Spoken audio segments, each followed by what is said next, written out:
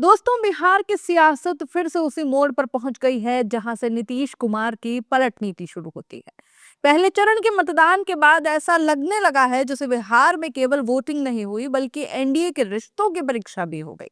एक तरफ अमित शाह कह रहे हैं कि 14 तारीख के बाद बिहार में बीजेपी की प्रचंड बहुमत की सरकार बनेगी और दूसरी तरफ जेडीयू का नया पोस्टर सोशल मीडिया पर छा गया है। सिर्फ 6 दिन बाद एक बार फिर नीतीश सरकार। अब सवाल उठता है, अगर सरकार एनडीए की बननी है तो फिर सिर्फ नीतीश सरकार क्यों? क्यों ना मोदी का चेहरा, न सम्राट चौधरी का नाम?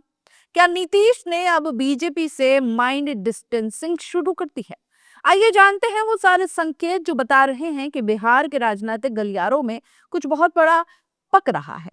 दोस्तों, राजनीति में पोस्टर वही बताते हैं जो नेता जुबान से नहीं कहते। जेडीयू की तरफ से लगातार 12 दिनों से एक ही स्लोगन चल रहा है। 13 दिन बाद नीतीश सरकार, 10 दिन बाद नीतीश सरकार और अब 6 दिन बाद नीतीश सरकार। इन पोस्टरों में सिर्फ और सिर्फ नीतीश कुमार का ही चेहरा है।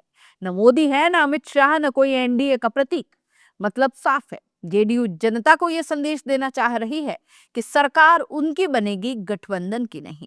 यानी बीजेपी और जेडीयू दोनों अब साथ हैं, लेकिन सपनों में अलग अलग सरकारें बना रहे हैं। अमित शाह बीजेपी सरकार कह रहे हैं और नीतीश कुमार नीतीश सरकार। तो जनता पूछ रही है कि एनडीए की सरकार कहां है?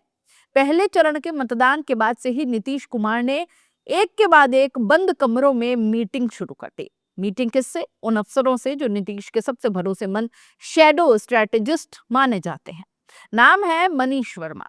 वो अधिकारी जो नीतीश कुमार के दिमाग की हर चाल समझते हैं। बताया जा रहा है कि इन बैठकों में हर सीट की रिपोर्ट ली जा रही है। कहाँ कितनी वोटिंग हुई, ट्रेंड किस ओर जा रहा है, और खास बात आरजेडी कहाँ कितनी मजबूत है। अब जरा सोचिए, अगर नीतीश एनडीए में हैं तो उन्हें आरजेडी के परफॉर्मेंस की इतनी चिंता क्यों है? क्यों वो आरजेडी के वोट ट्रेंड की रिपोर्ट ले रहे हैं? क्या ये सिर्फ विपक्ष की निगरानी है या किसी भविष्य की नई राजनीतिक गणित की तैयारी?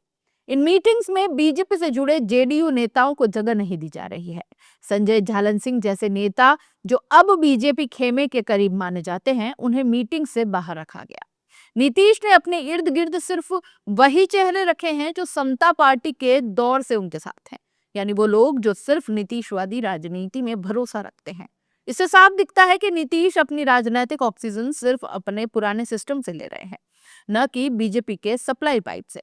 उधर बीजेपी की रणनीति भी बदली हुई है। अमित शाह और मोदी दोनों पूरे जोश में प्रचार कर रहे हैं, लेकिन अब वो मंच साझा करने में उतनी दिलचस्पी नहीं दिखा रहे जितनी पहले थी। बीजेपी दफ्तर में अब नीतीश के पोस्टर जरूर लगे हैं, पर जेडीयू के दफ्तर में मोदी गायब है। जैसे दोनों पार्टियां अब साथ चलो पर अलग फोटो खिंचवाओ की पॉलिसी पर हैं। बीजेपी का दावा है बीजेपी की सरकार बनेगी, जेडीयू कहती है नीतीश की सरकार बनेगी, और जनता पूछ रही है कि एनडीए की सरकार बनेगी या नहीं। नीतीश कुमार की सेहत को लेकर लंबे समय से सवाल उठ रहे हैं। पहले की तरह धारदार भाषण अब वो नहीं दे पाते। जनसभाओं में अब वो लिखा हुआ भाषण पढ़ते हैं, लेकिन फिर भी प्रचार में लगातार जुटे हैं, लगातार जनसभाएं कर रहे हैं। नीतीश जानते हैं कि उनकी राजनीतिक जिंदगी की ऑक्सीजन सिर्फ मुख्यमंत्री की कुर्सी ही है। अगर वो सीएम नहीं रहे तो जेडीयू की राजनीति हवा में उड़ जाएगी। इसलिए नीतीश की पूरी रणनीति अब एक ही लाइन पर है, बीजेपी के साथ रहकर बीजेपी से आगे निकलो। अगर ऐसा हुआ तो नीतीश अगले 5 साल के लिए फिर सीएम की कुर्सी पर सेफ हो जाएंगे, और अगर नहीं हुआ तो पलटी नंबर 9 की तैयारी कोई नहीं रोक पाएगा। राजनीतिक पंडितों के मुताबिक नीतीश की रिपोर्ट सिर्फ अपनी सीटों पर नहीं बल्कि आरजेडी की परफॉर्मेंस पर भी है। क्यों? क्योंकि अगर बीजेपी जेडीयू गठबंधन में खींचतान बढ़ी तो नीतीश के लिए अगला सबसे बड़ा विकल्प वही है, आरजेडी।